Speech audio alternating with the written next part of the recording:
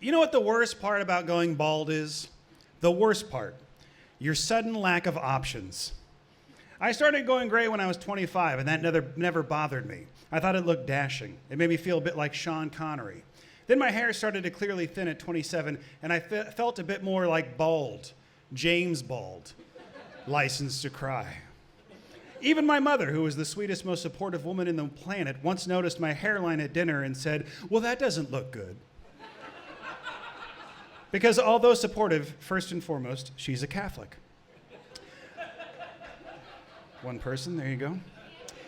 By the time I had accepted it, there was very little I could do. It was just one more thing I had no control over. This was what I was mainly thinking about as I sat across from my girlfriend of 3 years, listening to her break up with me. To be fair, it wasn't a terrible conversation. We were eating Thai food. And it was a mutual decision. We both wanted different things, and that was fine. I was fine, really fine, totally fine. I was fine. But 34 days later, when I found out she'd been cheating on me for God knows how long, the self-reflection I'd begun to embrace turned into a solid amount of depression. When I realized that our breakup was a mutual decision between 3 people, I grabbed a bottle of whiskey, locked myself into my room, and opened up my iTunes. No, I don't agree to these terms and conditions, but I want to get drunk, so fine. Fairly quickly, I began to really understand Neil Young's music. And everything became clear. It wasn't her that I was going to miss. It was the future I thought I was going to have with her. The more I thought about her, the more I realized she might actually not have been a very nice person. She judged everyone, talked crap about everything, but since we both liked Wilco's later stuff, I just let it go. She always had her plans, which became our plans. I abdicated control out of convenience. I'd given up. It was easy. I stopped trying. So much so that when we broke up, I had nothing of my own left, except for my make-your-own Twinkies kit and my collection of Harold Ramis movies. So after a few weeks, I emerged from a new apartment with a flowing beard and a plan.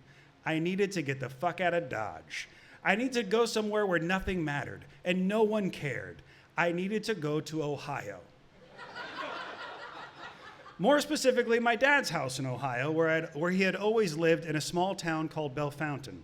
It's an hour outside of Columbus and 3,000 miles from anything resembling my life. My parents had divorced when I was 3, and thank God my mom chose to leave Ohio in favor of the sunny West Coast, 3,000 miles from anything that resembled her life. Divorce meant visiting beautiful Bellefontaine every summer for 14 years. Now, when I say the town is small, I mean 12,000 people small. The house I would visit as a kid was in the middle of a long-forgotten cornfield and a graveyard. It was basically the setting to every 1980s horror film. Dallas, don't go in the corn! Why not? You'll die! How? The corn. Although my dad let me watch MTV, I hated every day spent there when I was a kid. Unless I enjoyed doing meth or getting girls pregnant, there really wasn't a lot for a 13-year-old to do in Ohio.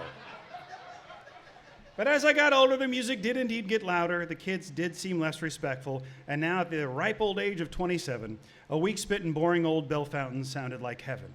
It was home to the first concrete road in America. The nearest neighbor was a mile away. There was no Starbucks, and my cell phone didn't work within city limits. It's like once you passed the sign that read, "Now entering Bellefontaine," God reached down, zapped my phone, and said, "Please stop with the tweets. No one cares what you think about deer." Since the breakup, I was pretty much second-guessing every decision I had made, which was one of the reasons I wanted to take this trip. I wanted guidance from someone on the outside. I couldn't go to my mom because she was so supportive that no matter how bad it got, she always stayed positive and completely sure it would just all work out somehow. I didn't need that positivity. Nothing was working out. I needed someone to smack me in the face and say, "You can't afford to do Godspell again. It's 10 weeks work for $25. The dream is dead." My dad was a great candidate for this job. So I went to Ohio to get a little dose of reality and tough love from the man who is half of me. Since I planned this trip to Ohio kind of last minute, my dad already had a trip planned with his wife to visit her family in Michigan, and they couldn't cancel it. So he left me the house and the keys to his F-150, and then he took off. His internet was dial-up, so I decided to experience my first small-town Midwest bar. Within an hour, I got asked to fight twice for wearing this hat. So I left. When I got back, I had an email from my friend Matt, who was staying in New York for a month, and he told me half-jokingly that if I was bored in Ohio, I should drive to New York and we could hang out. Since it was either that or getting pummeled for apparently looking like a faggot newsie,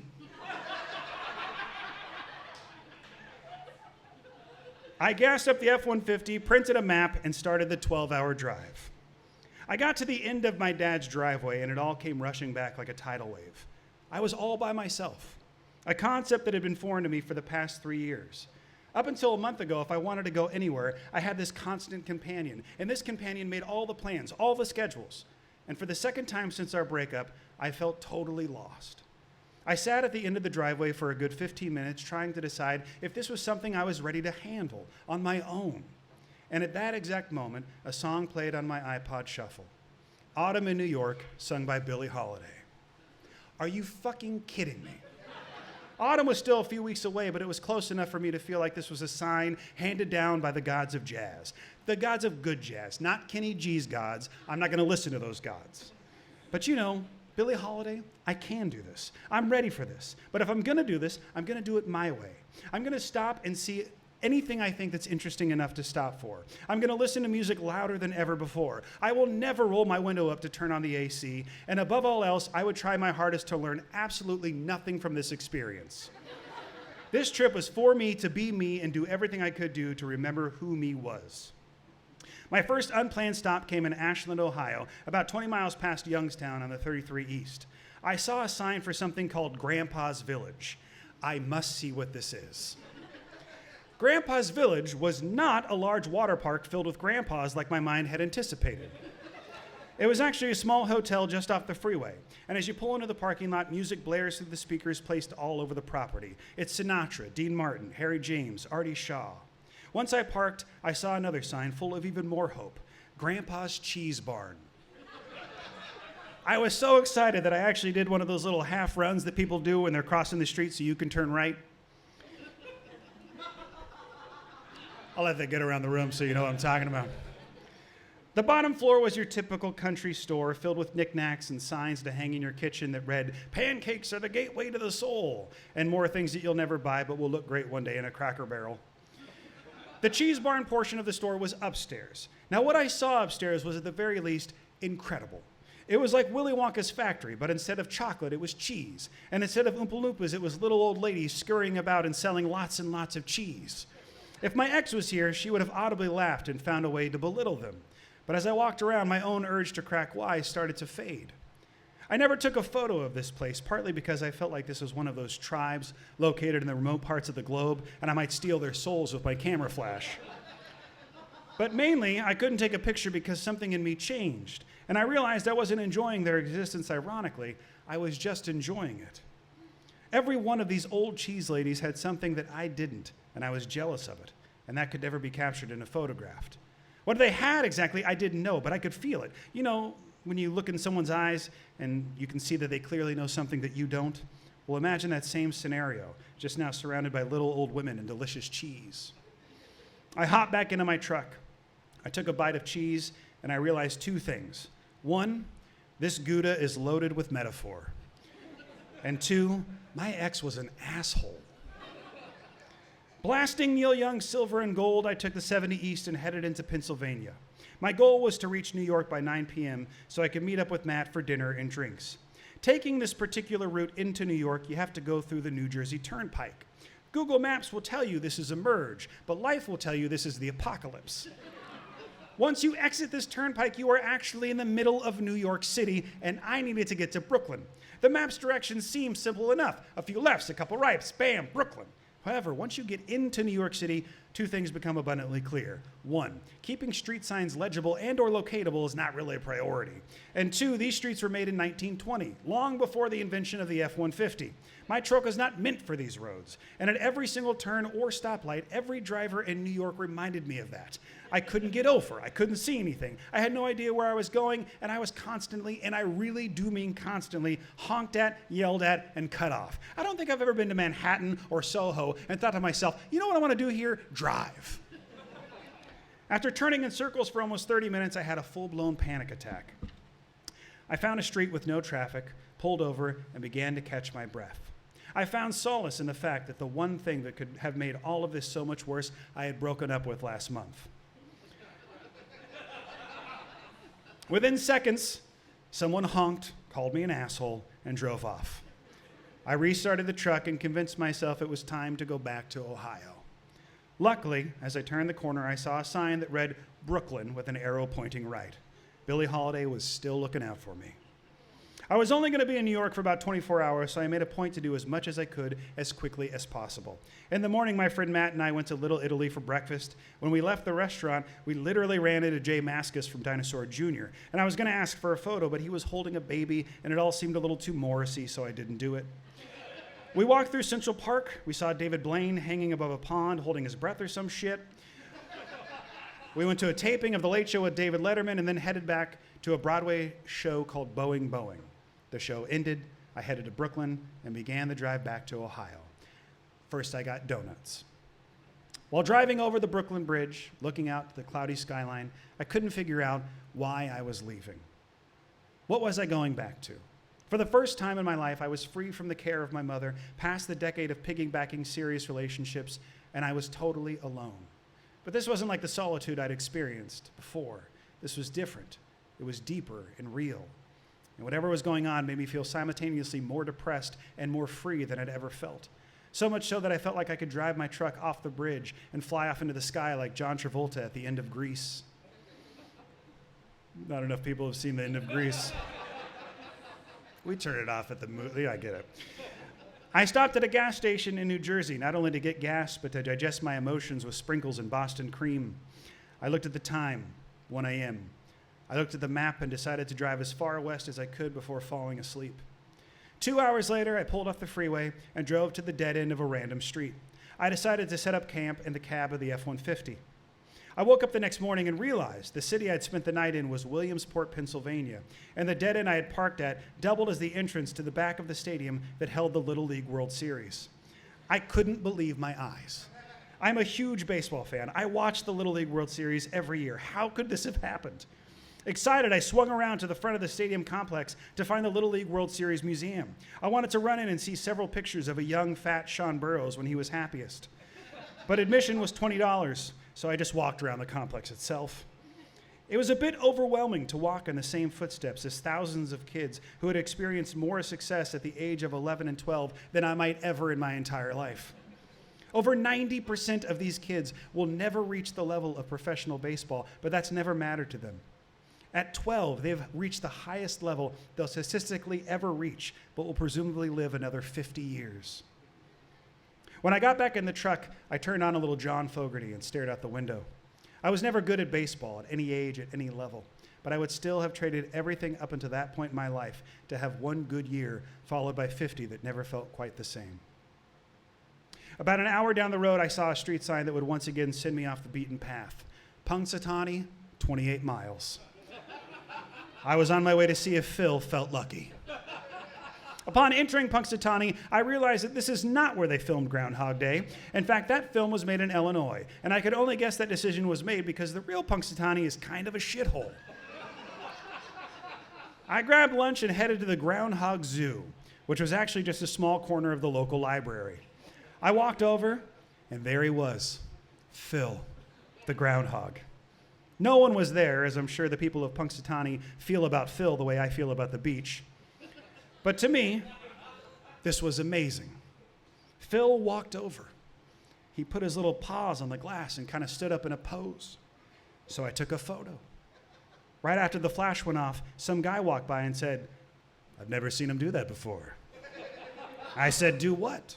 And he replied, "Stand up for somebody. You must be something special." He winked and then he walked off. My first thought was to yell, "Fuck you!"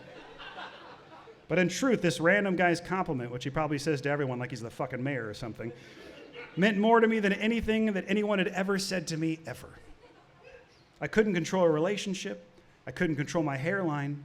I might not be able to control my life, but I could control Phil. And hot damn, that was something to build on. There's a stretch of the 70 West where the forest wall breaks free for about 10 miles, and the freeway runs adjacent to a railroad. It's actually a beautiful sight. And as I drove by, a passenger train appeared. And at that exact moment, a song called Paper Boats by Nada Surf shuffled onto my iPod. And these are the lyrics that perfectly played along as I peered into the people on the train. Sit on a train, reading a book. Same damn planet every time I look. Try to relax and slow my heartbeat. Only works when I'm dead asleep. Been thinking and drinking all over town. Must be gearing up for some kind of meltdown. All I am is body floating downwind. What's wrong? Nothing. Are you sure nothing's wrong? Yeah. But you're sad about something? Yeah. Billie Holiday and the gods of jazz had friends, but these gods weren't nearly as subtle. All this shit was happening all at the exact same time. The music, the lyrics, the train, the universe coming together for what? For me, why? Was it random? Of course it was random, right? It had to be. I had no direction whatsoever, and the oracle of my iPod shuffle was dancing with my dopamine receptors like it was an episode of The Soul Train. I mean, what was going on? Whatever was happening was just too much for my brain and body to process, and the only reaction I could muster was to cry. I mean, bawl. Tears flowing down like some teenage girl watching The Notebook. What was wrong with me? Why wasn't I enough for her? Why did I care? I didn't want to be with her anyway. So why am I using my feelings for her as an excuse to deal with what the real problem is? I not only had nothing to go back to, I had nothing to go towards. So fuck you, song, and fuck you, train, and fuck you, David Blaine. Will someone just tell me what I'm supposed to do? When I finally got back to Ohio, I tried to explain everything about my trip to my dad. Phil, New York, the train, the Little League World Series, everything. His reply to everything that had happened was the following. Sounds like fun. Want to get some chicken wings? Of course I did, yeah. We went to the local wingery named Wingers. We found a table. A good amount of the patrons all came over to say hello to my dad. He introduced me to those whom I've never met and joked with how much I'd grown to those who I had. It's actually a bit thrilling to see how proud your father is of you when he's only been a part of about 20% of your life. Some old coworkers of my dad bought us beers and we decided to play a little video trivia. Although my dad is extremely terrible at retaining any kind of information, like really bad. Like one time we went to see the movie Ray, about Ray Charles, and when we got to buy tickets, he just said, "The piano movie." This makes him quite possibly the worst trivia player of all time, but he seemed to be enjoying himself. He was happy, and his face now looked familiar, and I was jealous. It was that same look the old cheese ladies had, and I started feeling the same way I felt walking through the Little League complex. I couldn't take my eyes off my dad. It wasn't happiness beaming through his grin. It was something else. He was relaxed. It was contentment. My dad didn't have what you'd consider an amazing life. He just had a life, and he didn't want anything else, just more life. Sure, he'd made a ton of mistakes in his past, paid for some, got away with others, but now he's just a guy eating wings and badly losing at trivia to his son. True, I had nothing to go back to, and as I had learned, I had nothing to go towards. But for the first time, I could see how completely satisfying that really is.